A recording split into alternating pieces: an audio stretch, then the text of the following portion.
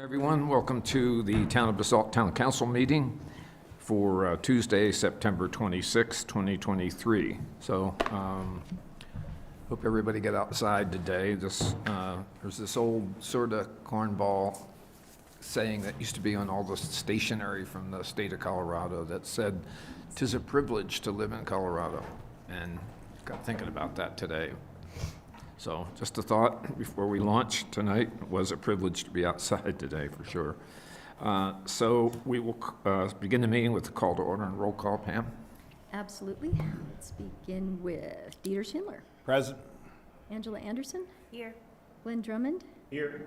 David Knight. Here. Elise Huddle. Present. Brian Slack. Here. And Bill Kane. Here. A-team is present, sir. Thank you. All right. Next item is our consent agenda. We have minutes from September 12, 23. Entertain a motion or any changes to the minutes. Mayor, I move that the town council approve the consent agenda items as presented. Second. All right, been moved and seconded. All those in favor, say aye. Aye. All right. Now we move to call to the public. If there's anyone attending in person or calling in virtually that would like to address council on any item that's not on tonight's agenda, this is your time. You'll have 3 minutes, and you can address your comments to the mayor, and they will be communicated to town staff. So anyone in the audience, anyone calling in? All right, looks like everybody knows it's too nice outside. So we'll go then, next item are mayor and council reports, comments. So anybody from council? I'd just like to extend a thank you to all the staff for the market. I know it was a big undertaking this year, and there's a lot more vendors and park and everything and parking. So you guys did an awesome job, and always. Is it, how many more weeks do we have to go? That's it, we're done, okay. I've been telling everybody, oh, it goes till at least Thanksgiving. It's a little chilly. How's the spur work out? Did anybody get, I was there Sunday, but I didn't notice the spur. Just, I noticed there were a lot of cars over there, but does that seem to work for the market? Are people finding the spur, market attendees? I think that people were still happy to find the market in the park, and there was no discussion really about the spur. So Yeah. Cool. Okay. I had just, I've been trying to figure out a way to condense what are often, usually 3-hour meetings at RAFTA once a month, and kind of give you guys a sense of what's going on at RAFTA and what our public transportation system's looking like. So what I've thought I would do is just include, and I think James had it up there a second ago. One more over. There you go. So I wanted to just give you sort of a broad overview about where we are with RAFTA ridership, where it was prior to COVID, how we did during the COVID years, and where we are today. So I'm just going to rip through a couple of very simple charts here that will give you a sense of what's happening. So this one shows you the role of each one of the major components of RAFTA service and shows year-to-date July 2019. So that is intended to reflect pre-COVID conditions. So, through July in the year 2019, we had 3,400,000 riders, and year-to-date in 2023, we had 3 million riders, so we're down 11% comparing year-to-date 19 over 23. So you can see we're still digging out of the hole here a little bit. Next one, James, can you? Mayor, can I ask you, Bill, can I ask you a quick question about that? Yeah. On that last slide, on this one might reflect it too, but, so it's year-to-date July, the number of riders, is that in Aspen? No. It's the to entire, you can see the Aspen is their list there. destination. It includes Aspen, the overall Roaring Fork Valley, the Hogback service to Rifle, and then other ridership. So the Aspen is down the most. Yeah, for sure. And, you know, there are a million alternative explanations for why these sectors have changed the way they have.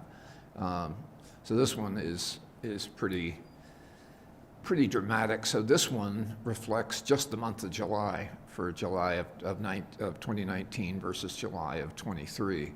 So this one is a little disturbing because you see we, you know, had 578,000 riders in the month of July and 19. That number's down to 450 in 23. And, you know, we don't really have an excellent explanation for it other than, you know, we had a pretty significant decline in service this summer.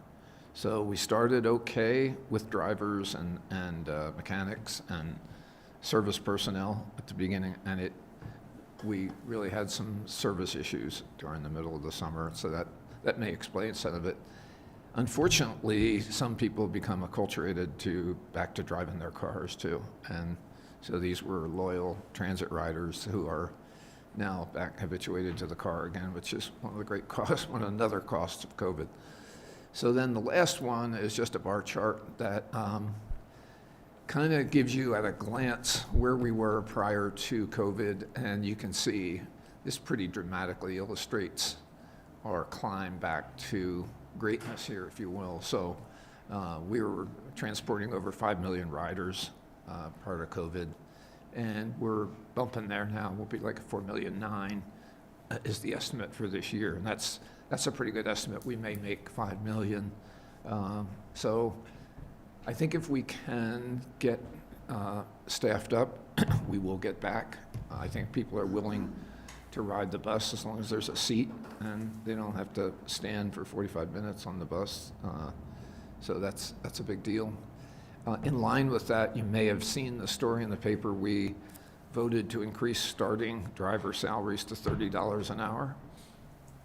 It's kind of a high number, but when you look around Colorado mountain towns, Summit Stage, Steamboat, that's kind of what the market is now. And so we've kind of been dragging. We were starting people at 25, so it's pretty significant. It's a 20% increase, so we're hopeful that's going to help. And then we have this the roadway in redevelopment, and I'm not sure we have a lot of alternative names for it, but it's like, you know, the Roaring Fork Arms or something. I mean, there's some pretty,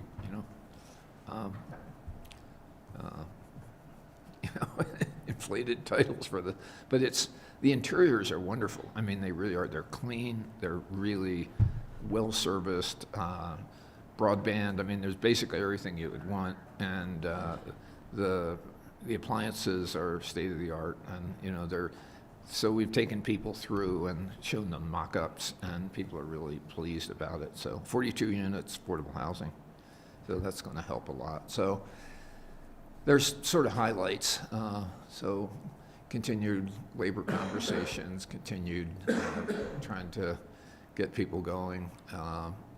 There's still a lot of support for expanding first and last mile services. So we're a big part of that. So I think we have a clear, future for getting first and last mile and the Basalt Connect on a year-round basis. So that's the report on RAFTA. At the next meeting, could you ask them for some of that same stuff, but with the routes taken out? Because if Yeah. that's what, Like normalize it. like if there's like a Sure. big, or compare, say, Yeah, that's a good idea. June was down, but we also had 20 routes down. I feel like they're not Yeah. telling the full story. Okay. Yeah. That's a good idea. So that's that, and we're a very vibrant part of RAFTA.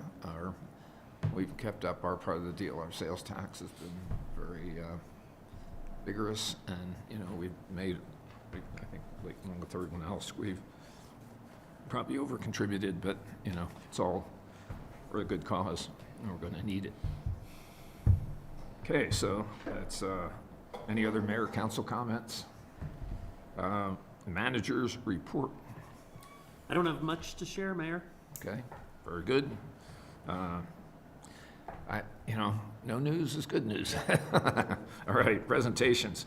So we're going to start with the school district update and mental health outcome. Ryan, come on up, Anna. And if I may just introduce, so Anna Cole is here from the Roaring Fork School District. She's acting as the interim superintendent at the moment, so she's wearing many hats, but came to talk to us a bit about outcomes from the town's contribution through tobacco tax funding for the mental health counselor that we provided at the elementary school. And we are in year 3 of a 3-year contract with both the school district and with the Hope Center for mental health counseling and issues associated with mental health. And so in the near term, we would like to bring back contracts and propose continuing those again. As you'll see tonight from the outcomes, it's been favorable. I did just meet with Michelle Muthing as well from the Hope Center, and she's prepared to come and present to you all in a few weeks as well with what her outcomes have been. And of course, the Hope Center is intimately tied into the schools. They are intimately tied into our PD in doing crisis response. So it's been money well spent so far. And with that, Anna, if you want to. Sure. Yeah, well, I'll actually start with a little framing, and I'm going to put the superintendent hat on. We're in the middle of doing our next 5-year strategic plan and had a community leaders focus group this morning. So Angela was there representing your council, and your chamber was represented. It was really valuable, and we've been doing a lot of these focus group sessions kind of at this early stage of our strategic planning process. And I think one of the things that we hear a lot about is kind of what we feel is a tension, also an opportunity, is our small schools connected to our small communities who are also trying to do a lot with very, kind of small numbers of student population. And what we do here and have certainly used is the need to continually prioritize partnerships with our towns and our nonprofits to be able to do more and expand the services that our schools can do. And I think that this partnership is a great example of being able to expand the services that our schools provide, which are quite surprising, I think, if you were to compare what other schools of our sizes can do in terms of mental health and different programming because of these kinds of partnerships. So super grateful for that, and we're hearing about it from a lot of community members that these partnerships really matter, and it means a lot for folks that kids can access mental health kindergarten through 12th grade in all the Roaring Fork schools. And I would also add that that piece that, Ryan, you added about the 3-year contract also makes a difference. I would say that the strongest stability we've had in providers and school-based providers is in Basalt. I think because of that commitment, the shared both from this council and Eagle County really staffed the 3 positions at Basalt Elementary, Middle, and High School. And I would say the continuity of providers and frankly, the town of Basalt now has found 2 unicorns in that we now staff 2 bicultural mental health providers in the Basalt schools. So pretty profound. And if you got into some of the data, you would see that in terms of who's accessing those services, it's pretty representative of our kids in our community in terms of the services. And I think a lot of that has to do with the stability of the partnership and the kinds of providers we're able to recruit and retain. So there's a lot of data in the report from both Hope Center and some of the kind of school district-based frames of how we look at this work. Certainly a ton of contact points with kids and families, especially at the elementary level and middle school. We see not just services for kids, but also wrapping around families. I think that's been really important. Certainly our teams, our school-based teams, when we're addressing crisis and threat, having those mental health providers at the table to help us think through problems and responses has been invaluable. And really, I think both from my lens as currently as superintendent and also as student and family services, the last thing we want school staff to feel when they're working really tough situations is that they're alone. And these kinds of partnerships really help us feel like we have deeper expertise to wrap around kids and families.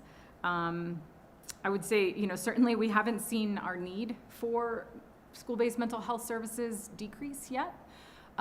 We're really excited, and I think it'll be really interesting as we look at this, that this is kind of the last year of this three-year contract. It also coincides with the data that you'll see in the, shared in the report. We lean heavily on the Healthy Kids Colorado survey, that the kids take it in odd numbered years, and then we get the report kind of the following summer. And so the kids are gonna take that survey again this fall. And so it'll be really interesting because we can pool the Basalt High School, Basalt Middle School trends and look at trends in mental health, look at trends in risky behavior. So I do think we should anticipate collectively some time to look at that data when it comes out, just because I know this council's commitment to the well-being of kids and families, and those that data is evidence-based and really informative for us to look at continuing trends. And we've now we'll have data going back to 2017, so be able to see a lot of really interesting trends for our kids. So we're really looking forward to that. I think it'll coincide nicely with you guys looking again at these sorts of contracts and where we're hoping to have impact. So I'm happy to answer any questions that you might have, or follow up certainly if I don't have answers. So. Questions? I'm just happy we're able to partner with this because it's in short supply mental health support, and it's what I like about this. And I didn't realize there was so much, I guess, help for families and stuff, kind of adjacent to the students. It's just like, it seems like school's such a good intake process for it. And so that's a really cool thing. I think it's so excited about the next 3 years. I guess my question, and hopefully we can figure out, maybe even longer, but what's going well? I read the report, but I guess what are the opportunities like you see if we do this again? What would that look like? Yeah, and I would actually go back to one of our conversations this morning. I think one of the real bright spots is that when we start talking about access to mental health in kindergarten, we start to build habits, and we really normalize that mental health is just like physical health, and that it's something we need to attend to and be thoughtful about, and sometimes we need to be really intentional and deliberate and reach out for care. And so I do think that we are helping reduce stigma around mental health services and accessing mental health.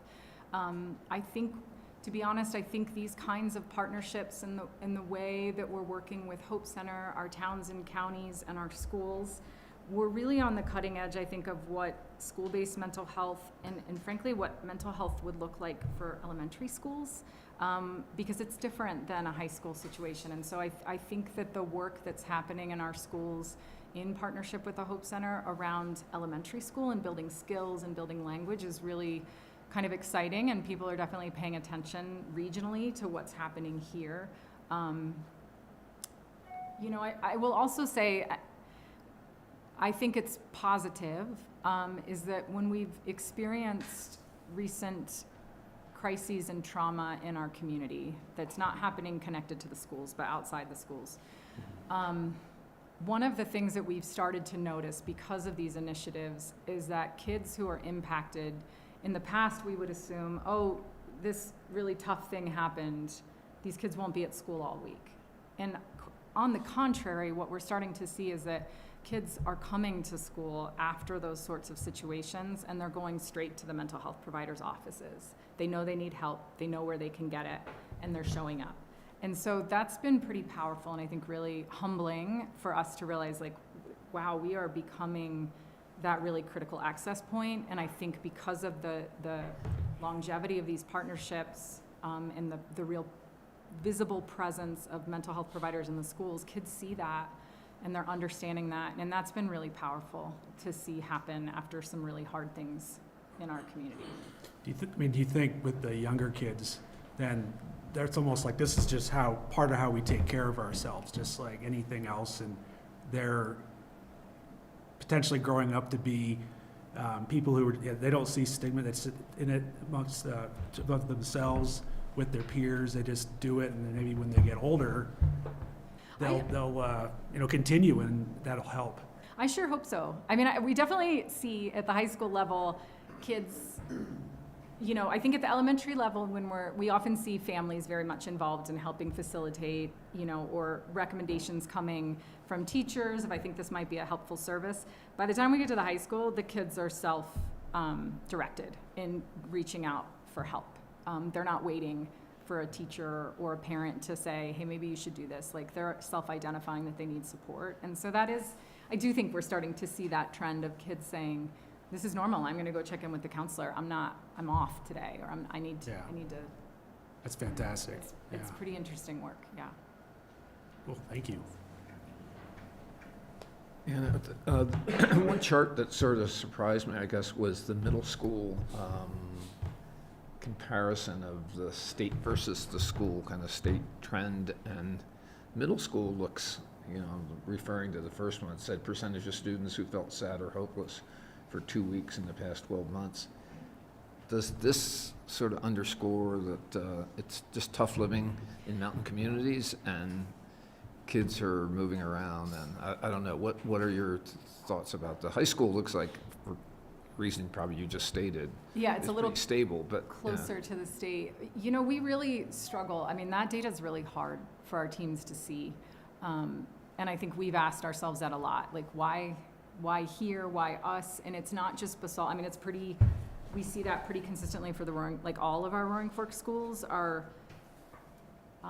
outperforming the state on depression, anxiety, suicidality. I don't know if it is, I mean, I think we hypothesize about the pressures of living, you know, that families are experiencing because of cost of living. We know a lot of families are working multiple jobs, don't have a lot of resources to support kids. I don't know. I mean, like, you know, when we used to look at, and not that we don't anymore, I mean, we still look at all the substance use data, we used to talk about, you know, our kids also tend to have more risky behaviors on substance use, that we thought maybe that had to do with kind of the tourist, kind of permissible approach that some of our mountain communities that have strong economic drivers around tourism are kind of more, I don't know, permissive of substance use, and that might be permeating through our youth. Oh. And I don't know if that then has this complicating factor on student well-being. I think we're still asking that question because it does surprise and concern us. When we look at that data and disaggregate it even further, I think maybe not surprisingly, but we really see the group that is really struggling more than anybody else across the board is our kids who identify as LGBTQ+ or gender expansive and non-conforming. Like, in terms of mental well-being, that particular population of kids is really struggling. And, you know, the whys, I don't know that we're clear. I think every kid has a different story when you talk to them.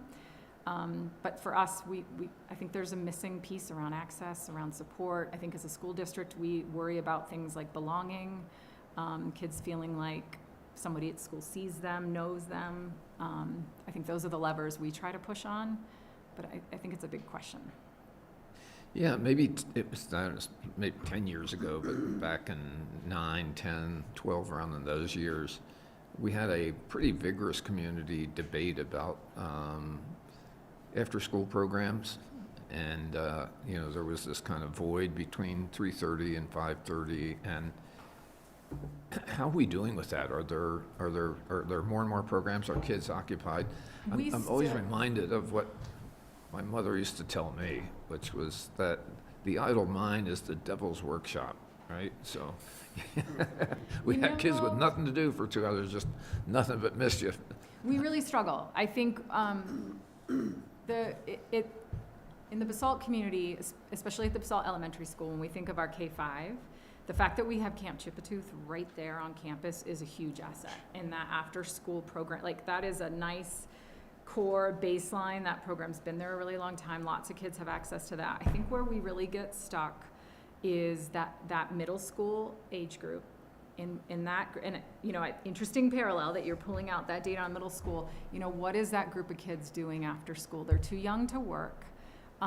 They may or may not be connected to after-school athletics, right? And we know that that's complicated by parents being able to get kids to practice. And if our youth activities are sports that are coached by parents after work, then you have this 3:30 to 5 gap because soccer doesn't start till 5:30, or, you know, those kind of programs. So I do think we still have this, and we hear from parents a lot that after-school gap, in particular for middle school kids, feels pretty profound.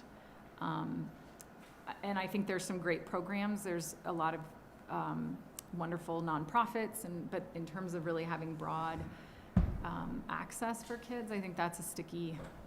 Yeah. Well, You know, it'd be easy to hypothesize too, the middle school kids are going through most life changes, hormonal changes. They're living on their devices. That's where the vast majority of cyberbullying takes place in those years. And so, you know, it's a pretty precarious age range right now for kids. It was all precarious when I was a kid, but now it's just middle school. Thank you very much. thank you. Any other Yeah, thanks questions, a lot. comments, guys? Thanks for the update. Thanks. Anna. All right. Now we have the Midland Streetscape Project update. Thanks, Catherine and David.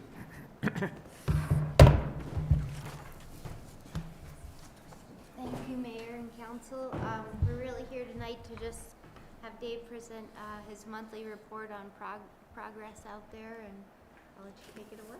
Great. Well, good evening, everyone. Progress continues very well, on track. We're just today making the final connection up by the intersection at Homestead. Starting next week, we'll start on services, water line services, to buildings on both the north and the south side. As we move through from west to east, you'll see traffic start to bounce back and forth from the north side to the south side as we make those connections. For the most part, it will move consistently from west to east, but we may have to jump around a little bit as unforeseen conditions come up that we find in the ground, or as we see opportunities to strategically hit a particular business on a day when they're closed, as an example, to do their tie-in. So generally west to east, but you may see that hop around a little bit. Budget-wise, we're still on track. Stutzman's still on track to finish the project, at least this phase of the project, here in November. No new surprises, no change orders this past month from unforeseens, which was great. Other than that, we're tracking. We'll bring back to you, the team is just about wrapped up their value engineering discussions on the Phase 2 work. We'll be issuing an updated set of documents in early October, and the pricing is scheduled to come back to us in early November, and we'll be bringing that to you all in November, one of those two meetings. Give you that picture on Phase 2 as to hopefully how successful we've been to hit our targets. Questions? I was just gonna say, with regard to the water line, sort of the main stem, I understand that there is a connection to Homestead that'll require a closure of Homestead next week, 2 daytime closures. Yeah, there'll be a daytime closure of Homestead on Monday and Tuesday next week. It was initially scheduled for Thursday, Friday. Some initial communication went out on, but that was pushed to Monday and Tuesday next week. The fire and police department are, in the loop on that, and it's just a closure at the end of Homestead, so that won't be through traffic won't be allowed onto Midland via Homestead, just during the daytime on Monday, Tuesday next week. Noticing, so a lot of the specific excavation that we've been involved in the last 3 or 4 days, looks like we're doing fire hydrant installations out there. Yeah, I think they're all done. Okay. Yep. The elevations look pretty low. Does that indicate final grade of the No, there's 2-foot risers that still need to be installed on, I don't know the status of all of them, but at least one of them remains, perhaps at least 2 of them, but no, there's still 2-foot risers that need to be. Okay, can be adjusted to meet final Mhm. grade of the That's right. street. Okay, don't forget the water fountain in front of Two Rivers. Yeah, and that question about fire hydrants has been asked a lot. Yeah. So people are walking by going, that doesn't look right. Yeah. Share that information as much as you can, that's not the final elevation. Oh, good. I thought, ooh, this is gonna be a pretty sharp decline. We're gonna have retaining walls in front of those. Yep. So, I should have talked with Ryan, but I just noticed today that we've got a pretty good dust bowl going on now with cars roaring up and down Midland. Is there any, sort of, would it be effective to get a water truck out there? I've seen those work the other way where they create mud pits, and so if you don't put the water down correctly, it can be more, the cure is worse than the disease. But, if we could get a sensible watering program, try to keep the dust down, it's getting pretty gnarly. And we've got hot, dry weather for the next couple of weeks. And, Stutzman has been putting down mag chloride on a regular schedule, but I'll check in with them on when their next application is. Yeah. I have noticed that as well. And just to think a little further down the line, this winter there will be a temporary asphalt mat that goes down on any of the trenches that open up. So through the winter time, we won't be plowing through those areas that are causing the dust issues right now. so that'll knock it down. Yeah, Pretty good. We'll check in. The trench box that's in front of the fly fishing store and the gun shop, and is that going to be pressed back into service? Are we going to use that for the service lines, or is that just parked there for? It's in use right now. I think it's Oh, in it the is? ground Okay. as of Yeah, this it's in the afternoon. ground Yeah. as of like 3:30, 4 o'clock. Yeah. And there's still places Ryan and to I go. have had some unpleasant communications about. That end of the line is the most complicated section of the main. Yeah. When there's a hydrant there that they were using to, do the testing of the main as it got installed. And then also that connection to Riverside and the forthcoming connection to Homestead. There's a lot of valving and some intricacies, and that main jogs to the north there. So All right. it's a little bit more complicated of a section. It took a little more time to accomplish that. Okay. That's all I got. So looking forward at phase 2, whenever we have the one risk that, let's put my risk manager hat on, get the one risk about the, not knowing where stuff is underground. If you all start thinking about what else might be out there, kind of the known unknowns as far as supply chain, things that could impact schedule, I don't know, what else, and just curious what your perspective on that is.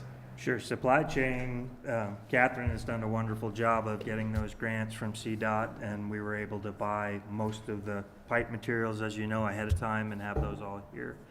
The next phase has some of that, but all those materials have been procured. I say all. Some of the finished paver type materials have not been procured yet, but we don't anticipate any big issues. In terms of the notification or the understanding of the underground stuff and our potential for problems, this next chunk of work that we're gonna do where we do those services north and south to each of the buildings, that's likely to be our last real unknown risk. From there up, we kind of know what we're getting into, but as we try to go north, especially, south will be easier. As we go north from the new line that we put in, we're likely to encounter something that's a surprise. We haven't found any railroad tracks yet, which is good. We didn't find the big coal pit that we found out here, if you remember all that black soot. So the soil's been really good as we've gone to the east, but that's still, as always, that's our number one risk as we go north at each location. We're hopeful. We've done everything we can to see what it is, but until you dig it, you just don't know. And I will just say in this next round of services, we're making note of things obviously that we find in the ground. So then when we come back in the spring, we'll know where the worst of it is. So, and really, the water is the deepest and the most difficult, so that will be buttoned up in November. And when we come back to set the storm in the center of the street in the spring, we'll know what we expect to encounter, and we'll be at a much less risk than we were going into this. But I mean, largely in the setting of the main, they haven't run into a lot. But on that north side, we've got the sanitary sewer, the existing water main, gas. So they're aware that it exists, but we'll have to work around those existing utilities. Thanks. Anyone else? Okay, keep at it. Looks good. Good job. Yeah, it's a big undertaking. So the service lines next week, maybe? Is that right? Yeah, we expect that work to start on Wednesday next week and proceed from there. So they'll be starting with the smaller, more residential size services and then moving up to the larger lateral. So we're gonna go alternate up, Yeah, back you'll and see them forth. kind of west to east and then come Yeah. back with the bigger ones west to east. So we'll keep the flaggers busy out there, no doubt. Okay. Yeah. And what is the estimated timeline of that final pave before winter? I will have to get back to you on that before the plant's close. Yeah. Plant's close. That kind of stuff. Those dependency type risks. Yeah. Yeah, which is normally, early to mid-November Okay. when they're closing. Yeah. We can get it from Junction if we have to. Yeah. So kind of time crunch, but Yeah. not a ton. Okey-doke. Thank you, guys. Thanks. So our next item is the solar project update. Catherine, you don't have to move. Yeah, I'm here to present an update on our solar project, and I also have Shaylee Volk on the line. She's with McKinstry, and I'll let her help answer any questions you all have as I get through our presentation here. So as a reminder, a large solar installation was identified as a priority in our 2020 master plan. And Basalt engaged McKinstry to do a feasibility study in early 2022. This progressed to a contract with McKinstry to design and build the 5 identified solar arrays in May of this year. Next slide, thanks. And the 5 arrays included a Basalt High School ground mount system, the Basalt High School concessions building roof near the football field, a roof array at Basalt Elementary School, a roof array at the district's bus barn in Elgibel, and then a roof array at the Basalt Public Works building. And you'll see in this table in front of you, with those 5 arrays, we'll be able to realize over 468 kilowatt hours, and the relative offsets associated with each of those meters is displayed there. So, they range from over 65% of the total meter use at the concession stand to 14% at the Basalt Elementary School. The total project costs are being covered by the Basalt Forward Bond Measure, and we were able to secure that grant from DOLA to cover additional $574,000 and change for the project. We do hope to realize some further reimbursement up to 20% on the project through that Inflation Reduction Act. That's somewhat of a new program, so Doug and McKinstry and I are trying to kind of stay up to date on what we might be able to realize. So that's a bit of a moving target, but needless to say, through that, our Basalt Forward program, we're able to cover the full project costs, and then of course the DOLA funding helps as well. After some delays in the final design and the securing of an installation contractor, we're now moving quickly forward with Active Energies as the installer. They're an installer out of Summit County, I believe, and they've been excited to get on board and help us in the installation. James, if you move to the next slide. The first array that will be installed, we expect those permits to be submitted next week, I believe, and that installation would begin as early as October 23rd. It's a relatively quick installation, so we expect that to be fully installed and connected to the grid and ready to go by the end of November. And then the other 4 arrays are all on school district properties, so they are encumbered by a state permitting process that just extends our ability to install those a little bit further. However, that installation contractor, Active Energies, who's familiar with working in our climate, feels confident that they'll be able to get most of those installed by early spring of this year. That last ground mount system at the high school will take a little bit longer, you know, just given the nature of a ground mount system. There are foundations that need to be poured. The racking systems are a little more complicated, and, you know, some fencing work that will need to go on to create a safe condition at the school. So that one might extend a little bit out until May. But then on the next slide, just as a reminder of where those 3 arrays are located, there's the one at the Basalt Elementary School, the school district bus barn, and then the high school concessions roof mount. And then on the next page is a schematic that, there it is, that shows the ground mount array. That area in front of the high school is unique in that it'll be great to just see that array as you approach the high school and really advertise the efforts that the town and the district are doing. But it also is a stormwater pond, so it's just taken some work to make sure that everyone feels comfortable with the dual purpose of that area. And I just add that the school district and Holy Cross have continued to be really integral partners on this project. It's been a great partnership, and everyone is working together well. And of course, McKinstry as well has really helped us keep the ball rolling on this, and we're going to get to the finish line. So that's all I have for you all this evening, and Shaylee and I are happy to answer any questions. I got one. It says Public Works offset's going to be 133%, and it says your footnote, Holy Cross allowing Town of Basalt to overbuild. So Yeah. they can't offset more than 100%. Yeah. 20 minutes. Yeah, that's right. And because we don't have that building fully built out, we have it plumbed for future vehicle charging if our fleet ever becomes electric or things like that.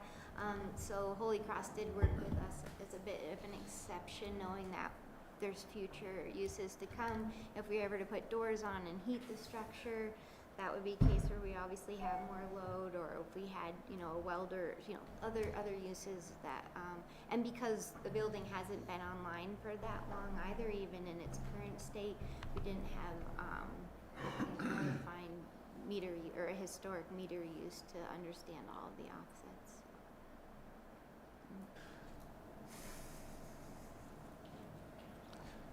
Can I ask a high school physics kind of basic question here?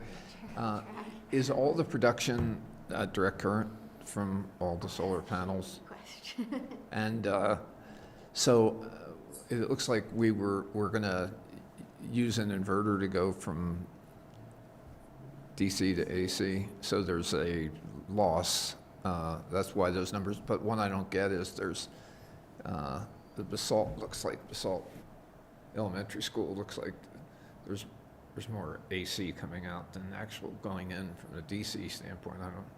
Shaylee, can you help with that question? This is off the base path here. This is just nerd kind of question here. No, it's okay. It's I kind of can a try. brain twizzler. Hi, everyone.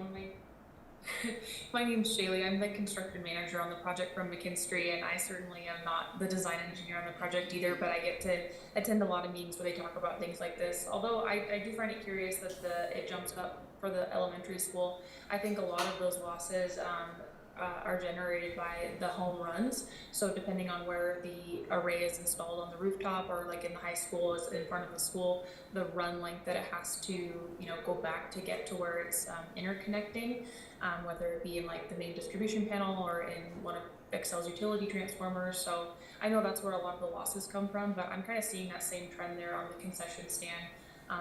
it's going up, and that's, I think, one of the key contributors is just the length of the home run from the system to the point of interconnection to the building.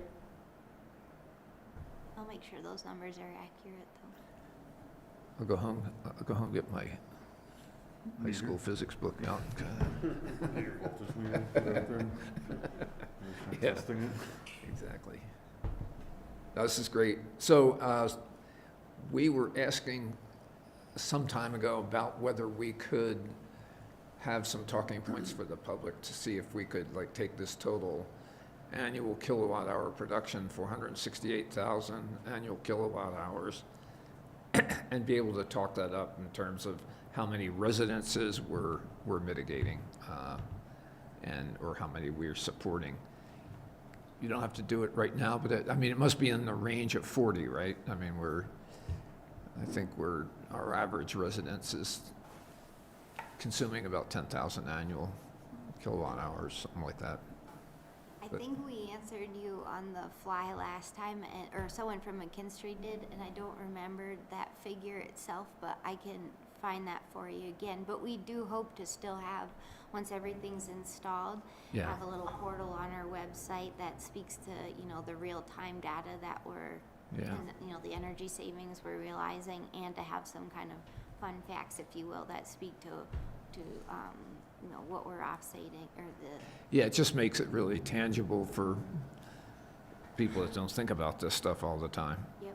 I mean, you go down the street and say, can you believe we're generating 468,000 annual kilowatt hours? It's like, is that good? I guess, ooh, that sounds interesting.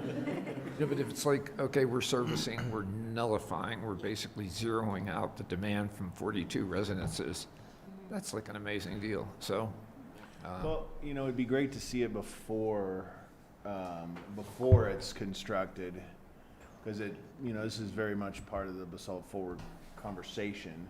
So I think to proactively be like, I know there's a lot of hubbub about other things. It would be cool, but as part of this part that just gets overlooked the entire time, it does exist and it will do that, and it would be great to have those points prior to. agreed. What? No, we can work on that. Yep. And additional point that we still have, if I'm reading this correctly, just shy of 3 million to work with For, out of that fund, out of the green initiative We had from 2. Basalt 2040.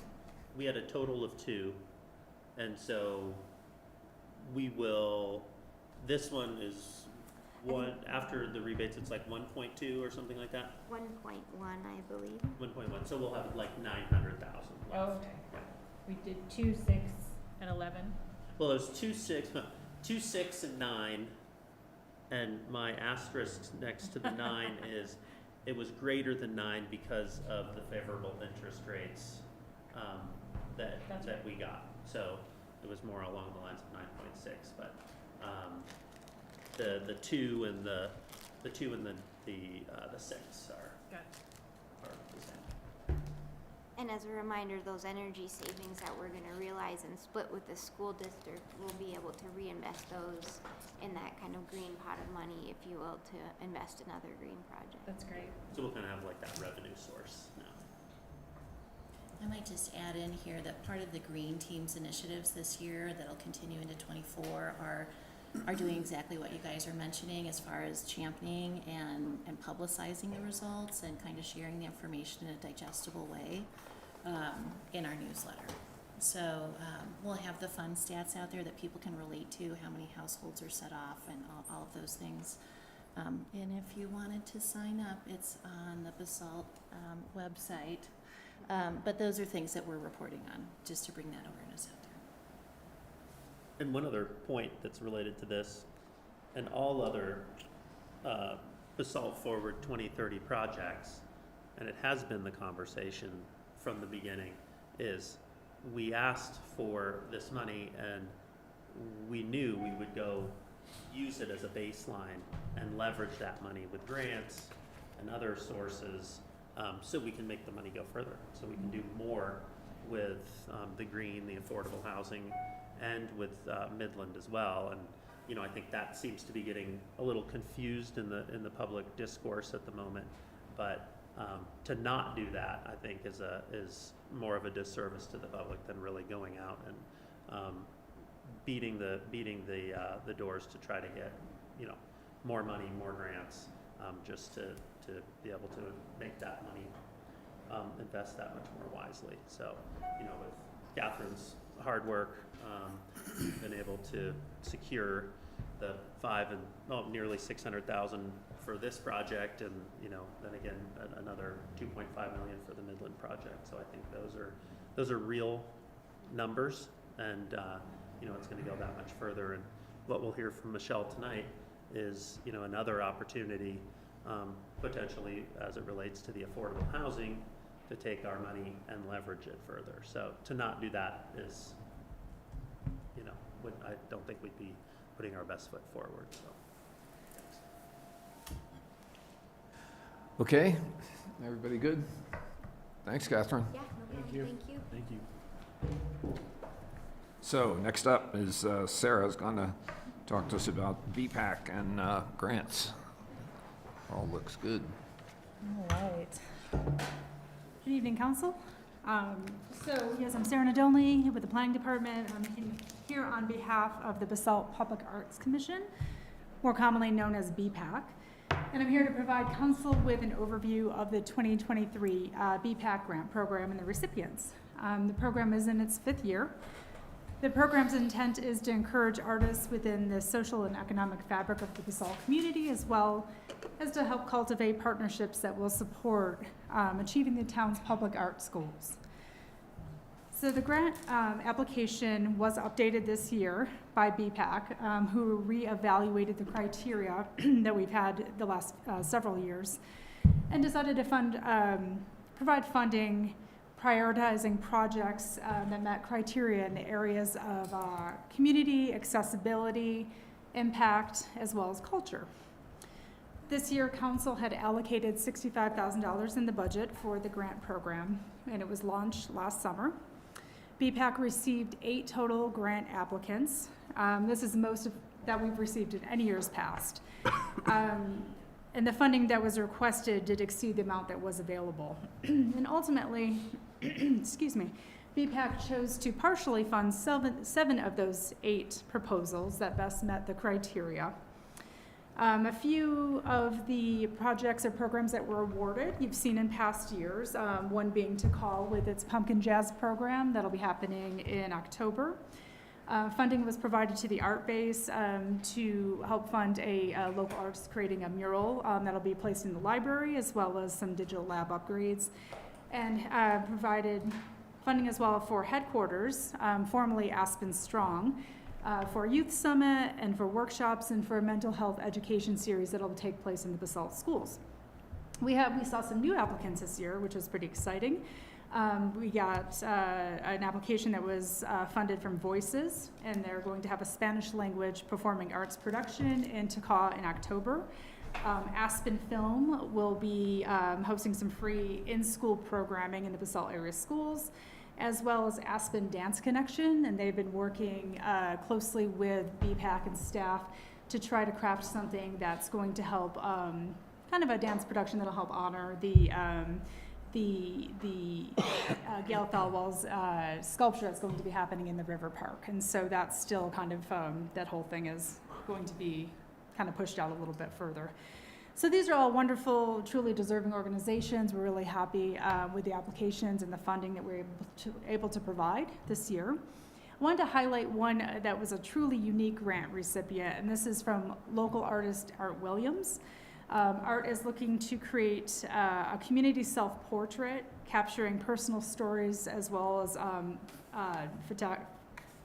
photographs of the Valley's Latin American community. The area that this will take place is going to be the El Jabal Laundromat. He describes this project as a values exchange where he could be providing, basically paying somebody for their laundry, and the trade-off is he's going to be gathering stories through recorded interviews and a photo portrait project that's going to culminate in a live interactive gallery in the spring of 2024. It's pretty unique. He's working with several community partners such as English in Action and many, many more. is going to be collaborating with the Basalt High School students and community members in order to train them in the arts of interview.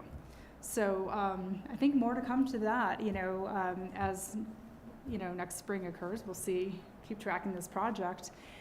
As staff, my goal is tomorrow to go back and to give some love to the BPAC website that's on the town's webpage, highlighting the BPAC grant recipients of 2023, and to include information for those dates that might have, if there's a public component to it, where there's a performance or there's something that can be seen, to keep kind of, generating the excitement around those things and to really kind of honor the town and BPAC for providing that funding. So happy to answer any questions you might have, or just wanted to take this opportunity to fill you in on the good news.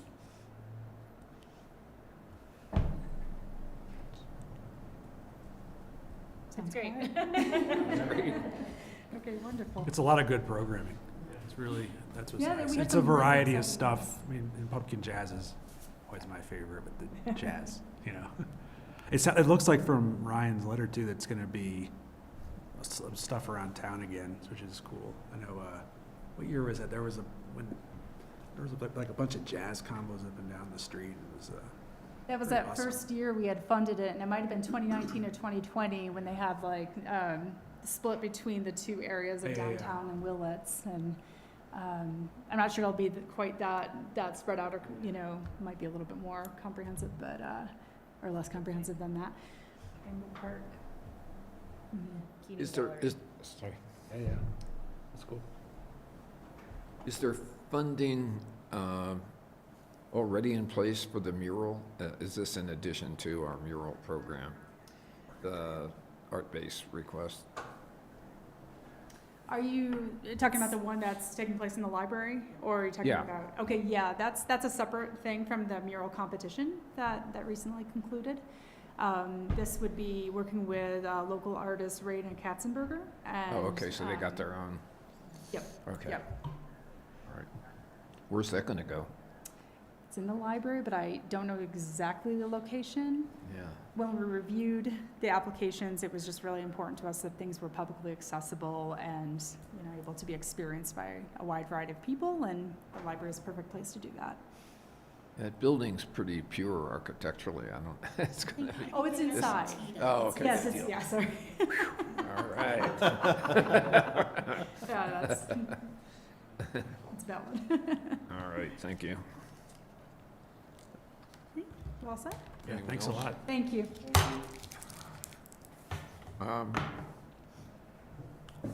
Council actions, you guys ready for action? Action. Always. Right on time, too. Look at this, 7 o'clock. Look at that, 7:10, actually, we're a little bit ahead. Really. Resolution number 33, series of 2023.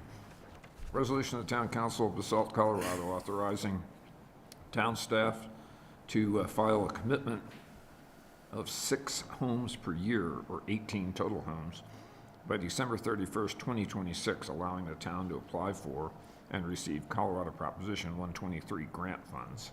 So, Michelle, Yeah. we're starting to take advantage of this, hopefully. Yeah, absolutely. So I'm going to walk you through just five or six quick slides here. We can skip to the next slide once it's ready. So a quick overview of Proposition 123. Here, yep. In November 2022, Colorado voters approved to dedicate 0.1% of the state income tax revenue to fund the State Affordable Housing Fund. For the 2022-23 fiscal year that we're in right now, there's an estimated $160 million available. We know that a lot of that will probably go to the land banking intent letters that have been filed already. For the next fiscal year, 2023-24, $318 million are estimated. The estimated numbers are based on tax revenue, right? So they don't have exact numbers yet, but these are substantial numbers. So that's where the funding comes from. There are multiple programs under Proposition 123. The programs are not only for municipalities, but they're for residents. Residents can apply through CHAFA for down payment assistance, home loans, and those sorts of things.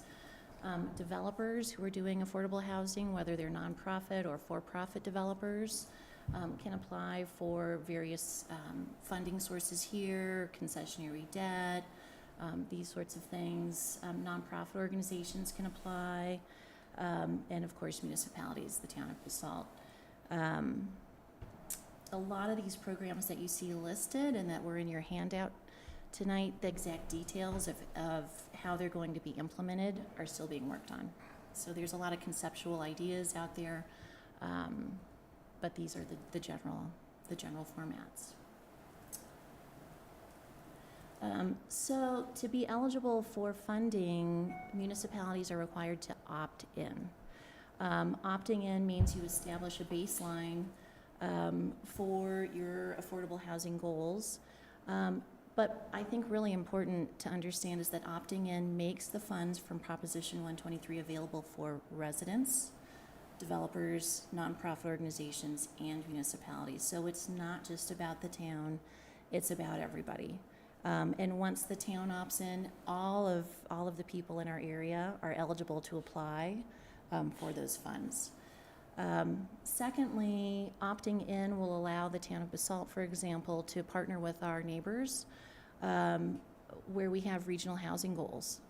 And we all know we've been talking about the West Mountain Regional Housing Coalition. I did it. And creating some regional goals on how many units, what kind of units, and those sorts of things. These funds could be used to achieve those program goals, as well as give ourselves credit for those, or vice versa. And again, that's one of those things, the nuances of all those details are being worked out by DOLA, but they want those things to happen. So by opting in, we're just saying, yes, we'd like the chance to be able to do these things. The baseline commitment is created by a tool that DOLA has. It's complicated. It includes data from household size, inflation, however it is that they calculate what available units exist, unit sales, rental units, AMI. We have about 8 choices of AMI that we can pick from. It goes from super low to lower to low. And what I mean by that is we can pick to choose the AMI from Routt County, which really doesn't apply to Basalt, to Garfield County, to Picken County, to Eagle County, and all of these variations thereof. So we'll talk later about why there's a revision to the resolution based on that complicating factor. It's in our favor, but that. So based on the DOLA baseline tool, our existing baseline of existing affordable housing units, the way they count it, is 59 units. That differs from what we have based, in real-time deed-restricted units, but this is how DOLA counts it.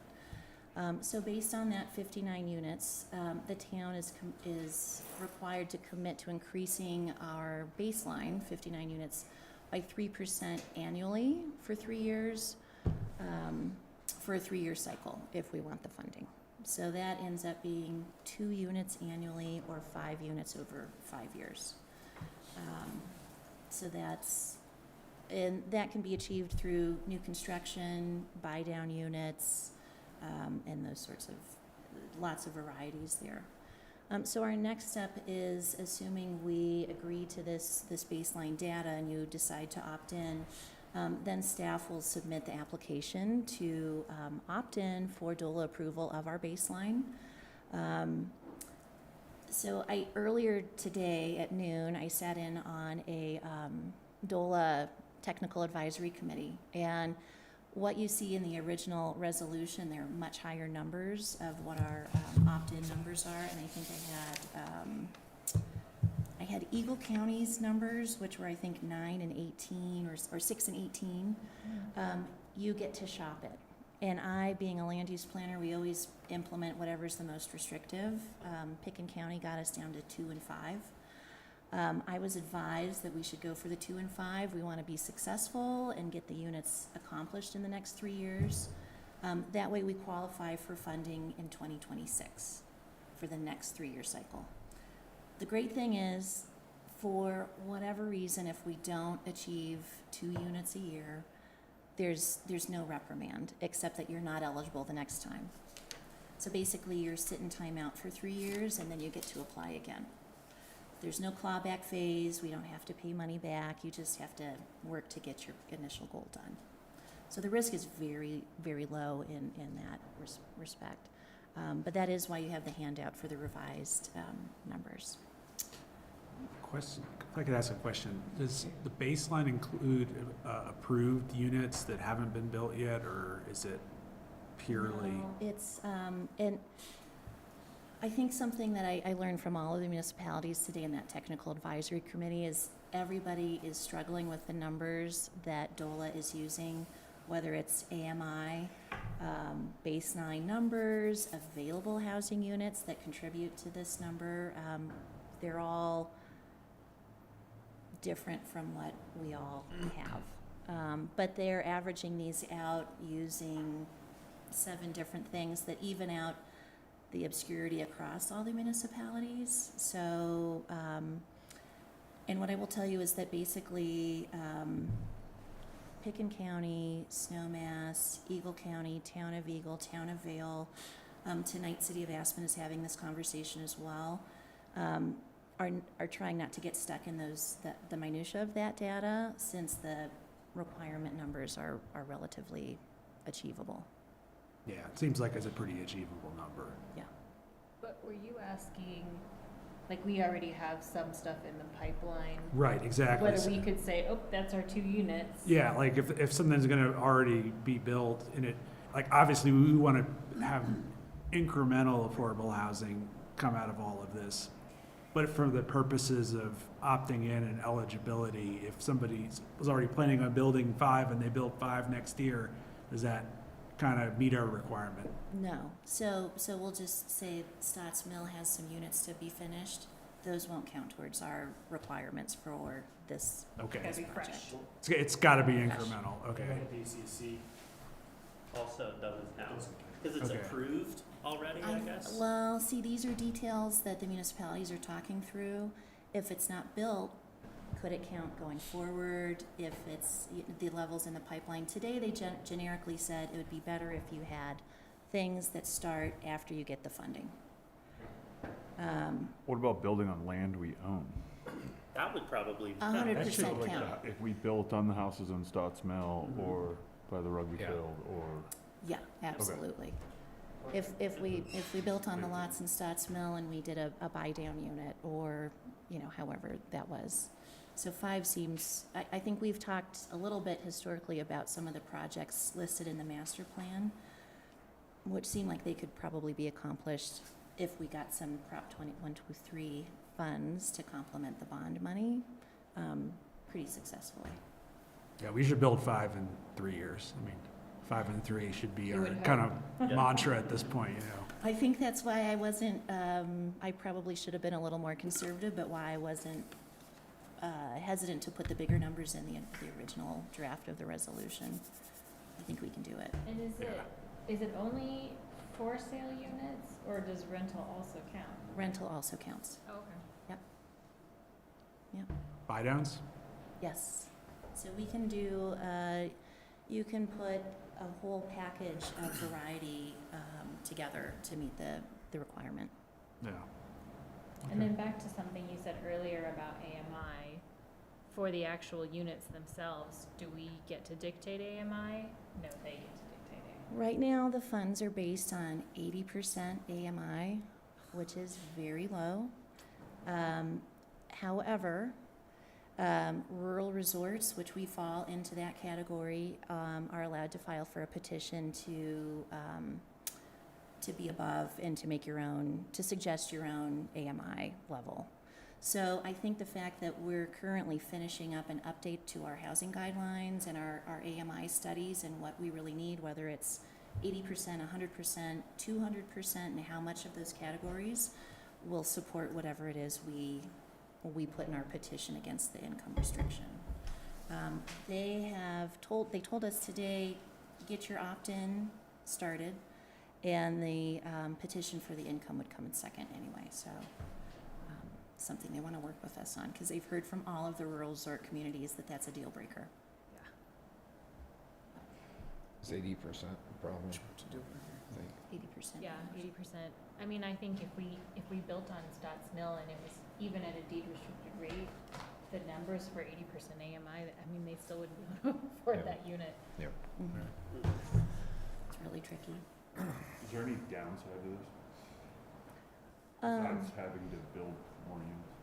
Yeah, I think the main downside is that if you don't achieve the number, then you can't apply again in the next 3-year cycle. So if we don't get it together in these 3 years, then we would have to potentially wait. You know, you could potentially have to wait 6 years to be eligible for the next funding, this 3 years and the next 3 years. Does 2023 count, or is it 24? No, 24. 24, Yeah, 25, so. 26. So in theory, if we applied and it took us 4 years to achieve 5 units, we would still have the funding and we could take the whole 4 years. We could even make it stretch out and take 5. We would just not be eligible for funding again till the next go round. How big does DOLA see this fund becoming? I mean, if it doubles that amount of time, obviously they're gonna spend some money, but how big do they see it? I don't know that answer, and I think that's part of the strategy of having everyone opt in, so they can understand how much demand and how interested everyone from municipalities to developers to residents are to participating. Because I just don't think that there's a strong grasp on what the numbers are going to be. But the money that goes into the pool will continue to be 0.1% of income tax in the state, right? All for, yeah, I right? think, yeah. So that's a lot of money. Right. Up and up. What is the payout? Like, you just apply for a percentage of the, or is there no? We're opting into a mystery number? Use mystery box 1? Yes. You need to have a project to, with some level of budget to make a request from. Okay. So I think what we'll end up doing is deciding on a project, getting an estimated budget, deciding how much of our bond initiative for affordable housing we want to commit to that, and then basing our ask on that. And you said that not everybody will get awarded money out of this initial round because there might be more interest than there is funding, and that might get kicked to the following round. So if you opt in and then your clock starts but you don't get money, you can still go in the next cycle, right? Yeah, we Or you- could, I think an important thing here is that we can opt in and not ask for money right now and wait until the next go if we wanted to. But if we opt in, you're allowing homeowners to apply for down payment assistance, for example. If we are ready, we can opt in and ask for the money. Got it. Okay. So does the clock start when you first submit your request for your first project? I don't know the exact answer to that detail, and I'm not sure that they do either. I think it's interesting that they're using the towns opting in as a proxy for developer, resident interest. It's kind of, I wonder what that formula looks like as far as to measure demand, based on all these different municipalities. Well, one piece here that I neglected to mention is that it got put off for this cycle, but it's gonna come back in the next 3-year cycle, is that municipalities are gonna be asked to expedite affordable housing land use applications so that they take 90 days or less for approval. So that'll be something to discuss for the next cycle. That is like rocketing through a process and Well- maybe missing some key elements to the impacts. Yeah, I guess it just depends on how big or complicated the project is. Department employees. Yeah, we might need that. It could change. It seems like lots of things they're getting lots of input and refining this as they go. The other, There's one more slide. oh, Nope, sorry. I was just, while you're doing that, the other piece to this is, of course, in this next legislative session, we know that the governor is going to be doubling down on what they tried last year, which had everything to do with taking away our ability to control our land use decisions locally and taking it up to the state level. So, you know, this may end up dovetailing with that to where you're saying, well, gosh, to your point, we only have 90 days to do this. We don't have enough staff to do that. Oh, well, here we have this money for you to hire staff, you know, I guess code rewrites, or, I mean, who knows what exactly is going to come out of this, but. Or if you get funding, you have to go to the state's regulation. Yeah, right, yeah, there could be stuff like that. The other thing I worry about is if we're calling ourselves a rural resort versus a rural community, if that legislation that's forthcoming ties you to certain requirements, if you define yourself as that, to, you know, have to do ADUs throughout the community, or, you know, not be able to account for parking, you know, things along those lines, so. My understanding is you don't get to choose anymore because Picken County and Eagle County are defined as rural resorts, and we're in both. So We're defined. Yeah, okay. That was a discussion early on, for sure. That's just how much it's changing on a regular I think they're basis. trying to figure it out as they go along, so. Absolutely. hopefully it's more enablement and not sticks, carrots, you know. Right. Like, give us tools, don't dictate what we need to do, because it's not, we had this discussion, so. I hope that the future of Prop 123 is similar to the TA session I sat in today, because it was very open-minded and accommodating and understanding of all the nuances, and just wanting to understand how to make it work. I mean, at the end of the thing, we just want to get more units. Tell us how to help you get more units. Yeah. So we'll see. Cool. Great. Okay. Mayor, I move the town council adopt resolution number 33, series of 2023. Second. Ryan, is that with the amendments that Michelle presented tonight? Yes, with the as amended to the 2 houses per year, 5 total. Second on that. That's been seconded. Can we do a voice on this one? So, been moved and seconded. All those in favor, please signify by saying aye. Aye. Aye. Approved. Opt in. So, the next item is public hearing and second reading for ordinance number 20, series of 2023. Ordinance of the Town Council of Town of Basalt, Colorado, granting special review, site plan review, and slope review for the construction of a single-family residence and an ADU at 144 West Homestead Drive, Lot C, Mabel Subdivision, Basalt. James. Yeah, thank you. The applicant is not here because we're a little bit ahead of time. Okay. But I think we could go ahead and get through the staff presentation and see if there are questions or comments for the applicant. So this is a public hearing and second reading of an ordinance on an application submitted by Ryan Thompson. It is for site plan review, special review, and slope review to construct a single-family house and an ADU at 144 West Homestead Drive. As was introduced at the last meeting, the property subject to the application is about a 5,900 square foot vacant lot, and it's located here on Homestead and runs between Homestead and Tucker Lane. It's known as Lot C of the Mabel subdivision, and it contains a flat bench area up adjacent to Homestead Drive, and then it slopes down a hill and contains another flat bench area back by Tucker Lane. And the property is zoned R4MD. The proposal, as I noted at the last meeting, is for a single-family house of about 1,700 square feet up adjacent to Homestead Drive. And then down at the bottom on the flat part of the lot, they're also proposing a detached garage with an ADU above it of 500 square foot. And here are some visuals that are in your packet as well. In reviewing the application, the Planning and Zoning Commission looked at the topics of discussion that were in your staff memo, and we went through these at the last meeting.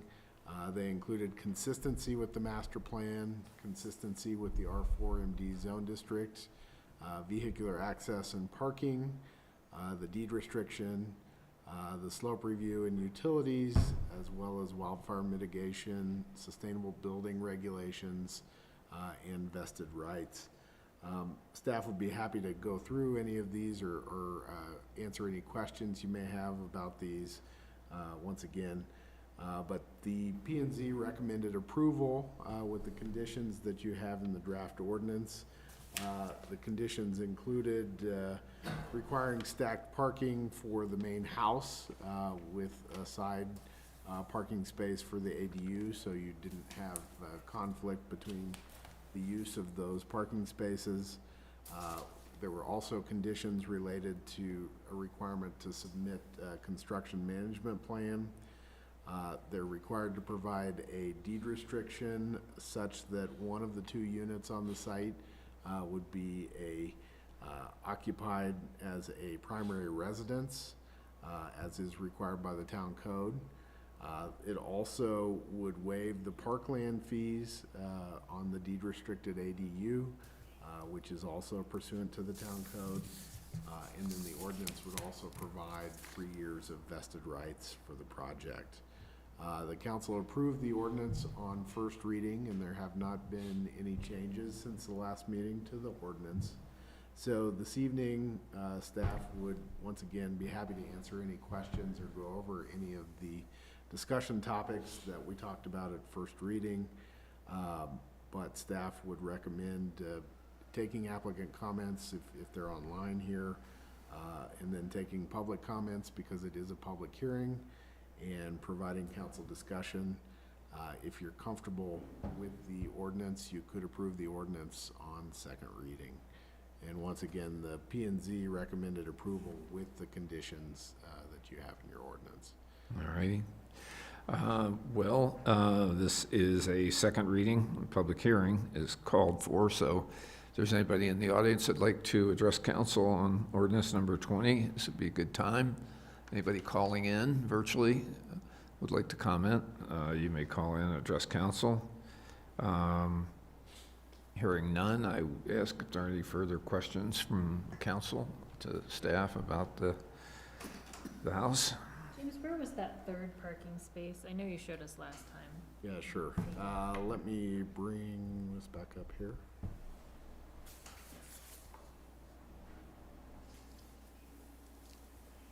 Back up to the site plan. So there is 1 parking space in the garage, and then a second parking space would be for the main house behind it. And then in the driveway on the east side here, you would have the third space for the ADU. Oh, okay, so it's not a 2-car garage. No, it's only a 1-car garage. 1.5, but you can only really fit 1 car in there. Okay, thank you. Sure. Any further questions, comments, motion? Mayor, I move the town council adopt ordinance number 20, series of 2023 on second reading. Second. Been moved and seconded. Pam, please call the roll. Absolutely. Let's begin with Angela Anderson, Yes. Glenn Drummond, Yes. Elise Hoddle, Yes. Ryan Slack, Yes. Bill Kane, Yes. Dieter Schindler, Yes. David Knight.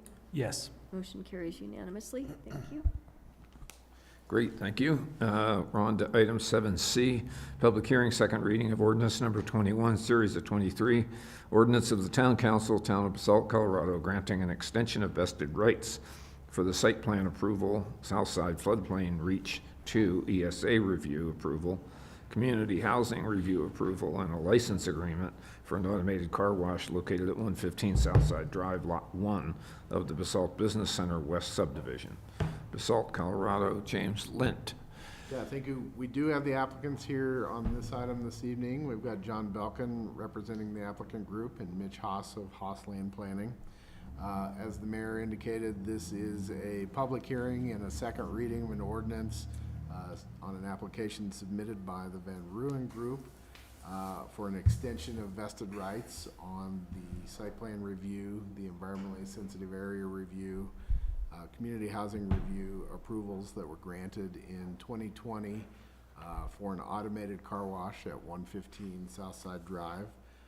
As was discussed at the last meeting, the approvals that were granted in 2020 permit the construction of a one-bay car wash that includes a license agreement for the town to purchase right-of-way on Southside Drive for a discounted price in which head-in parking would be constructed. This is seen as a community benefit during the review of the original application, as it would provide more organization to the parking on street in the area, which is pretty disheveled at times during tire season. And then it would also provide additional right-of-way for the potential for the construction of underpass on Southside Drive in the future, which would be necessary to have that right-of-way. The applicant was also required to pay cash in lieu of providing community housing per the original ordinance related to mitigation. In reviewing the request, the applicant, as we noted at the last meeting, has requested a 3-year extension. Staff, as we noted, would recommend a 1-year extension with the ability for the applicant to come back because we felt it was more in keeping with the town's practice on limiting vested rights extension. So that's what is included in the draft ordinance that the council approved at the last meeting. So this evening, staff would once again recommend that the council take applicant comments, take public comments because it is a public hearing, and then provide council discussion. If you're comfortable, you could approve the ordinance on second reading. Once again, we do have the applicants, John Belkin and Mitch Haas. Evening, gentlemen. Would you like to make any comments? I don't think so. I explained to you all the other night sort of what's going on. We'll hopefully be starting at some point soon. So just looking for an extension. Okay. So, don't think there's Mitch, anything new to okay. add. All right. We're okay with the year. Hopefully we won't have to come back, but no guarantees. Okay. I guess just to clarify, would that year be from the original date or from tonight? That was. The effective date, is that right? Let me take a look here. Yeah, that's a good point, because that would be 10 months. I think it would be an extension from when the vested right would have otherwise expired, but I'll check on that. Yeah, I believe that's the way it's written. Yeah, well, I would ask that instead of the 3 years we asked for, you maybe consider making it a year from today. So a year and whatever time period has passed since then. Yeah. Yeah, because I think it expired maybe the last week of July. Yeah, and the application for council's reference was submitted prior to the expiration of the deadline. I'm sorry, the application was submitted prior to the expiration of the vested rights, so then they were capable of maintaining jurisdiction for the extension of the vested right. But unless the ordinance is written differently, I think it would normally just extend that vested rights period by an additional year, but it's council's discretion to extend it for, the requested 3 years, 1 year, somewhere in between. So the way the ordinance reads currently is it would be an extension of vested rights from 12 months from the prior date of expiration, so that would be early August. I kind of see August 4th. I'm sorry. Looks like they applied for the extension on August 4th. Yeah, So that's when this would be. it'd be from August 6th, which would have been the expiration date. I mean, I don't think the 6 or 8 week, whatever it was, difference between the year and what we're saying now is a make or break issue for us. It's not like we're gonna walk away if you just say a year from then. but just out of reasonableness would ask that you consider making it a year from tonight. Doesn't the vesting period become irrelevant after they start meaningful construction? I don't know what it's a percentage of the value of the building permit or something. I don't know what the criterion is, but when you start and get underway, the vesting basically becomes irrelevant. That's correct. Okay, I don't see why we wouldn't just do another 3 years. so, yeah, 1 year. Explain the downside of that, because he initially was given 3 years. Now we're in sort of a climate where it's really difficult to get anything built or done. I just think that, I mean, it's great that you sound like you're fine with a year from today, but that it doesn't seem like a whole lot of time, given just the current climate. I don't see why we wouldn't just do 3. It's really, it couldn't be more, this, I think I mentioned this before, this couldn't be a better example of a challenging climate right now. Yeah. Just because it's pretty expensive, I think expensive project, and it's not only a construction project, it's a business that's starting. So, where there's a great demand here, so all the metrics work, it's just a function of the difficult time for really starting a project. The Fed's actions are working for whatever they're trying to accomplish. So, Yeah. Remind us, what's the long pole in the tent with all the stuff that, well, I would say if you're in the- headwinds? Yeah, I mean, if you're in the business of building and operating things, so it's not, if you think about it, it's not only just building something, it's operating it brand new. So if you're gonna go borrow money right now from private sources, it's not what it was 2 years ago when we were coming out of the COVID thing. I mean, it's like 3 times the rates right now. It's just a challenge right now. So you know, it doesn't make sense to start it right now, because what we'd be borrowing it would make it very hard. I guess what I'm saying is, do you think rates are gonna go down before supply chain issues for, Yeah, but- you know what I mean? Yeah, Like, but I see, the one thing I would say about this project is we haven't asked that, there's no variances granted for this project. This project is gonna convey property to the town. We're gonna fix a parking problem over there, because this project doesn't park any cars. There's no cars being parked, there's no generation of employees. I mean, it's really, in many ways, and it's zoned for a car wash. So my point is that's why we said it would make sense to do 3 years, because that's what this property was platted. I mean, it was designed for in the PUD. And so we're using it exactly as the town had contemplated when they did the PUD. I think the difference is like 3 years ago, when it came before certain members of council, we thought that it would at least be started. Yeah, I know the climate changed, but to echo Councilor Glenn's point is, like, I've changed, you know, I'm on the council and I wasn't here in the original proposal. I think it's entirely conceivable, given that the reasons we haven't started yet in 3 years, you know, is because the climate has changed. I think it's reasonable to think that the climate will continue to change, and whether we have a code amendments or different kind of construction, you know, things that we're going to meet, you know, that might change, in that this would kind of surpass them. I'm comfortable with 1 year. You know, I understand the parking situation, but maybe that changes. You know, there's a lot that we're just kind of, I understand what the idea was here before I came on. I just feel that, you know, we can go, you know, why not 10 years or 15 years or whatever, whenever you can get it done. I think 1 year, let's see something get going, because, you know, I think this whole thing coming through council now might just look different, period. So that's the change.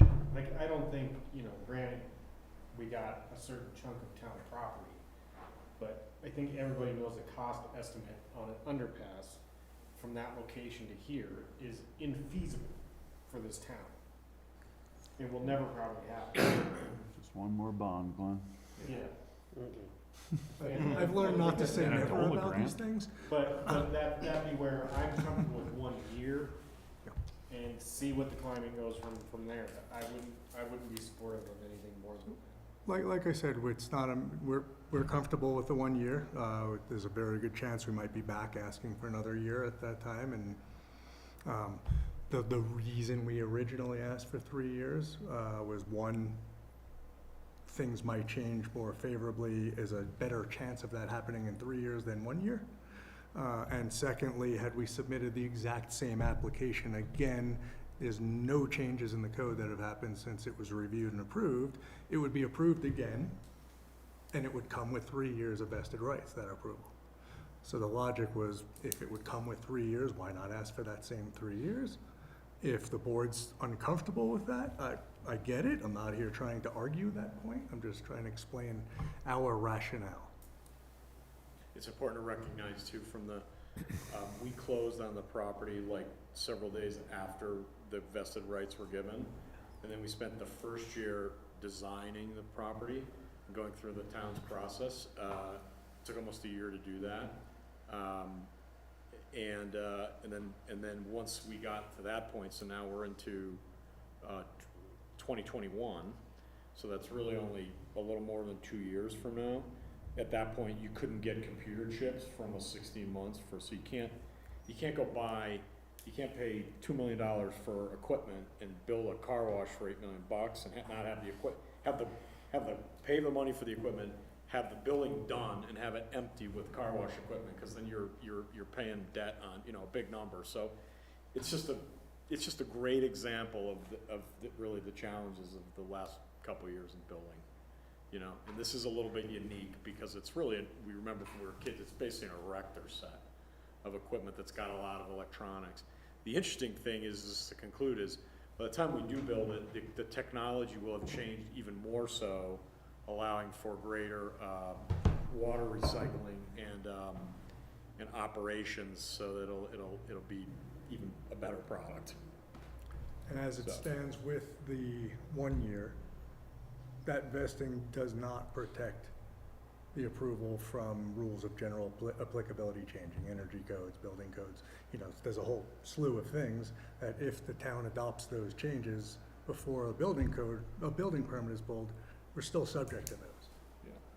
So we figure there's no downside really to a 3-year extension. But I agree, Okay. and I think 2020 is an extenuating circumstance, and I just don't see how it serves the council to have, you know, these guys come back in another year to ask for an extension on vested rights for something that is supposed to be a car wash. It's clearly a car wash. He's going to build a car wash. But the last 3 years have been like nothing any of us have ever seen. You know, we don't know what he's been up against trying to build this. And, you know, members of the council will change. And I just think if I were you, it would create anxiety for me to have to come in front of a new group of people to ask for the thing that I was already given and haven't been able to utilize because of the insanity that is 2020 and the ensuing years. There was a kind of significant meeting last week. So we're talking about economic conditions, and so we had Jerome Powell met with the press after the Fed had announced it was not going to increase rates. And so this was a group of people that was looking for some cheerful sort of comment from the chairman, like, you know, maybe late 23, we're going to see a rate cut, you know, things going to easen up. Is there light at the end of the tunnel here? And he heard them all out, and he just said, rates will remain high for a significant period of time. And then all the air went out, everybody grabbed their papers, and they all kind of moved on. So, you know, I think Powell's probably pretty much got it there, I don't know. But I wish you luck. I hope, you know, you can I'm an older get dad, and I have a 5 and a 4-year-old, and I was telling some friends, I'm like, go to the grocery store to buy cheddar cheese, you know? Yeah. And it's the bag, you have to eat the big double bag, and it's like $18 a bag. I know. And I just said to my friends, I'm like, are you kidding me? There's no problem. I don't know. I mean, I don't know what to, I think it's stayflation. And I don't think they know what it is. I agree. So. Everybody likes their new higher prices. Yeah. Dropping them. But the reality too is, just to conclude, and thanks for all listening, I really do appreciate it. And whatever you decide to do, works for us. Yeah, I mean, it's a unique time because some of the, also private money is, they're used to staggering returns that they've got over the last several years, and they're very touchy and feely about, you know, they really wanna be very careful what they put things into, so people that, you know, are on board with doing things now, you find aren't so on board, because they don't know what anything's worth. Yeah. Okay, questions, comments, motion? Well, I guess I do have some more questions. So then, you know, because I wasn't here, is the parking spot price tag the same? Yeah. So that's already been agreed upon, and we're extending that, and as we extend that, that price doesn't change? Correct. And it's James, correct me if I'm wrong, but it's a slice of the toe-in parking, because you've already got your public right-of-way. So if you go over there and you see cars parked, some of that is already town right-of-way. Yeah. And I'm working with the businesses over there, not charging them anything, and letting them creep onto the property so that they can park their cars in, because they're really thankful, because it's just such a problem. Their businesses are overflowing, and so yeah, so there'll be, of that, there's a small portion of it that will be conveyed to the town. I think it's that, yeah, right there. This piece right Some work's already been done, the ditch has been piped and trees have been. So then and then the town is to purchase that property. Right. I think it's like 25. And then build parking spaces in it. And it's basically Big O Tire, I mean, with, you know, so. You'd be surprised, actually, it's not. It's not. It's the other guys, too. I was gonna ask that question, because there are cars parked as far as the eye can see along Cody Lane now. And it doesn't matter the time of day, you get over there at 7:30 in the morning, there are cars lined. Who are they? I mean, are they just folks that are working in the? I think that's mostly Big O, but under this arrangement, we don't want all the cars on Cody Lane, because it's just gonna distract. One thing about car washes, if you think about it, you really don't ever go in a car wash when there's a line, because you don't wanna wait. So all the cars on Cody will not be allowed to park there anymore, but the number of spaces adds up to be the exact same number of spaces that we're going to be on Cody. So it's like, I think it's an exact space for space offset that you'll now be able to park toe in off of, off of South Side. So you're not losing any parking spaces. I think it's the exact same number, isn't it?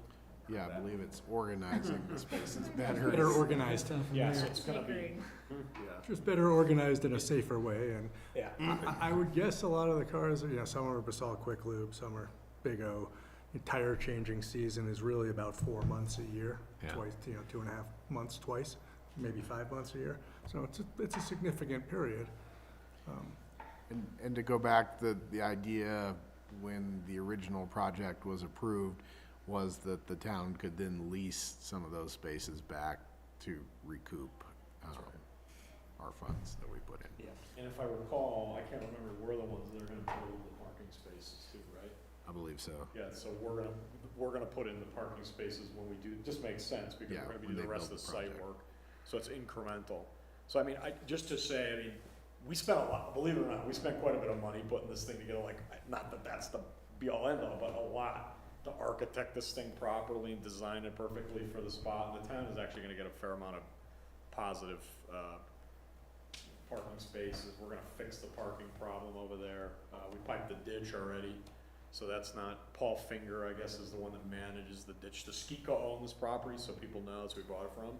And they were not doing much on it. This summer, I actually had all the weeds, cut down, and actually had somebody pull all the Canadian thistle that have been there forever, so it's, you know.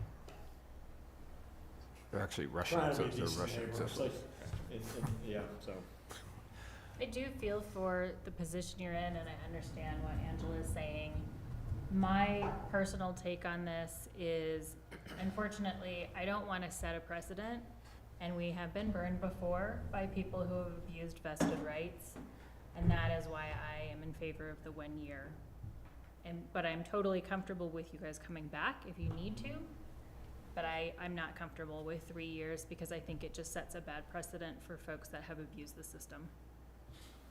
So, It's not bad coming back. It's kind of entertaining in here, isn't it? You can- You want to hear the state of car wash equipment supply chain. That's- Yeah, I mean, when I came in here the other day, I was like, oh, man, I just wanna build this thing, so, yeah, I mean, I want it to happen as much as you, and I think, when it goes in, I think people around you'll be pretty happy, so, with what, and it's a pretty slick product, so. It's actually don't a have it good-looking either, building, so. believe it or not, for a car wash, it's a good-looking building. Yeah. Is there much Okay. pushback from a year from today, granting them 5 more weeks? I can support that. Yeah, Can you do the public hearing first? What do we want to You do? did- Public You just hearing. do a public hearing. Okay, let's do that. Oh, that's right, it's a public hearing. So at this point, we will open the meeting to the public hearing. Is there anyone in the audience like to address council, or anybody calling in virtually that would like to address the ordinance number 21, extension of vested rights? Okay, so no public comment? Is that a- So how? Yeah, no, I was gonna say, if, it sounds like there might be a motion to approve the extension with it being 1 year from the Stipulating effective that it date of the starts. ordinance. Yeah. Is that, okay, okay. That would be Extending it appropriate? From August 6th Yeah. to September 24th. Sure, yeah. Or whatever today is. Yeah, or the effective date of the ordinance. Yeah, it was the Would be, 26th. would be, yeah, it's October after publication, so. 19th. and then a year. Yeah, that would be great by us, a year from Yeah. whatever the effective date might be. Sounds good. It's just a little, so that we're not back in 10 months. Yeah, Not a problem. Mayor, I move the town council adopt ordinance number 21, series of 2023 on second reading as amended for a year extension from publication date, From the effective date. from effective date. Second? moved and seconded, Pam? Okay. Let's begin with Bill Kane, Yes. Dieter Schindler, Yes. David Knight, yes. Angela Anderson, Yes. Glenn Drummond, Yes. Elise Hoddle, Yes. and Ryan Slack. Yes. Motion carries unanimously. Thank you. Thank you, everyone. Gentlemen, Appreciate all you best of guys. luck. Really do. Yep. Good luck. Yep, see you later. Okay, next item, 7D, is the first reading of ordinance number 22, series of 23. Ordinance of the Town Council, Town of Basalt, Colorado, vacating a portion of the water line easement and approving an easement agreement for a new water line easement at 124 Swinging Bridge Lane, Basalt, Colorado. Thank you. Let me please share my screen. Once again, because we're a little bit early, it doesn't look like the applicants have been able to attend. But if we have questions, we can talk about those and potentially have them at second reading. This is first reading of an ordinance that would. Here they are, this is the, Perfect timing. Perfect so, timing. Oh, that's all right. Come on up. We're ahead of time here, so. Yeah, please. In the witness stand. That was wrong, that wasn't who we are. This is our applicants for this item. We've got Richard and Pamela Rosenfeld. This is first reading of an ordinance that would approve of vacating a portion of a water line easement, as well as dedicating a new water line easement on the property at 124 Swinging Bridge Lane. Just to give you background as to where the property is, this is Swinging Bridge Lane as it comes off of Two Rivers Road and Cottonwood Drive, and so it's this property right here. You've got the map in your packet. So the applicant is proposing to vacate a portion of the water line easement that was located on their property, which there was previously water lines coming through this water line easement that served adjacent properties. But in 2021, the town relocated the main water line going down Swinging Bridge Lane. And in doing so, the service lines got moved around on the properties. And so there's no longer a service line going through this water line easement. And in exchange for vacating that portion of the water line easement on their property, the applicant has agreed to the ability to dedicate a new waterline easement in the area shown in red in this map. We are working on getting it surveyed so we have a better exhibit to attach. But we have this exhibit for first reading. And so there's a ordinance in your packet and an agreement that's associated with that ordinance. And so the staff would recommend this evening taking applicant comment, taking public comment if there is any, and then if you're comfortable with the ordinance, you could approve the ordinance on first reading and set a second reading date for October 10th.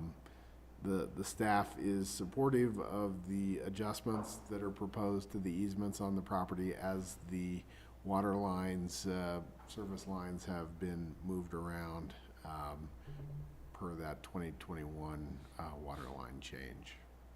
James, just to clarify, the current red going straight up is the current easement? No, that's a new easement that would That's be the new dedicated. And then the current easement runs across the property, and so there's no water line that's active that's in that water line easement. Can you use your cursor to show where the new water line would be, sort of based on this? Yeah, the new water line comes in this area to the adjacent property. And then the new easement would be on the. Yeah, the new easement would be on this part of the property. Okay. The new easement, have this ready to go from approximately the number 19 in the lower right-hand corner of N274019, right about there-ish, up to, let's say, the H and wooden shed. Okay. Okay, across the sewer easement? Yeah. Yeah, that's the easement.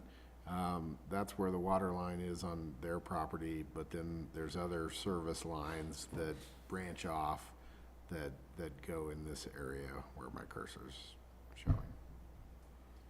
And so they don't go up as far as the water line easement that's being vacated. James, will our water department actually affect the construction, or will they build this to our specification and they find their own These lines contractor? are already built. Pardon? It was done in 2021. Okay. This is already. So these are just moving around easements to accommodate where. Oh, okay, got it. I saw Make it where. make sense with what's really there. All right. Are you guys gonna do anything fun with the new easement? Party. An easement party. You guys are all invited. I will hold you to that. We just opening it up in case we wanna, build a garage or build a shed. We have a shed that's just kind of sitting on the ground, rotting away because there's an easement right there and it has to be able to be moved, so. Is this actually part of River Cove, or is it? No, we're down, we're on Swing Okay. Ridge, we goes the other side. But the old, point of historical interest, the old water line, that actually follows Laundry Lane. Anybody remember Laundry Lane? Didn't think so. That's where the road was originally before Swing Ridge Lane was there. Okay. And the survey we had still shows Laundry Lane. Yes. People still get confused. Is there no public hearing on the first reading? Not on this one. Mayor, I move the town council approve ordinance number 22, series of 2023 on first reading and set public hearing and second reading date for October 10th, 2023. Second. So moved and seconded, Pam? Okay, let's begin with David Knight, Yes. Angela Anderson, Yes. Glenn Drummond, Yes. Elise Huddle, Yes. Ryan Slack, Yes. Bill Kane, Yes. Dieter Schindler. Yes. Motion carries unanimously. Thank you. Thank you guys. Thank you. Appreciate it. Easy, you sure you wanted to That's like least thing. come we in had for to all do, that? right? Thank you. Thank you. And Okay. if I may, Ryan Thompson is the applicant for the 144 West Homestead Drive application that has already been reviewed. So we wanted to let Ryan know, since he's on the phone now, that his application is approved. You're all good, Ryan. You're passed. Yeah. Enjoy your building. Yeah. Great design. Okay. Motion to adjourn? Adjourn. Exert the rights of kings. Oh, I thought they were building a new water line in there. Yeah, so when they showed up, I was like,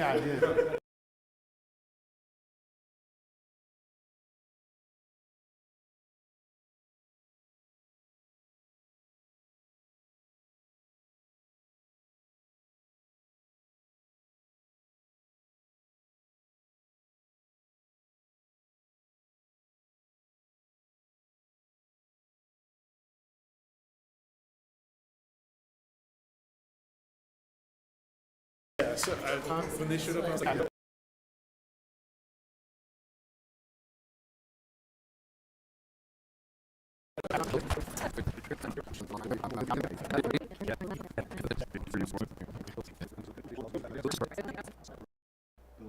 Build a garage or build a shed.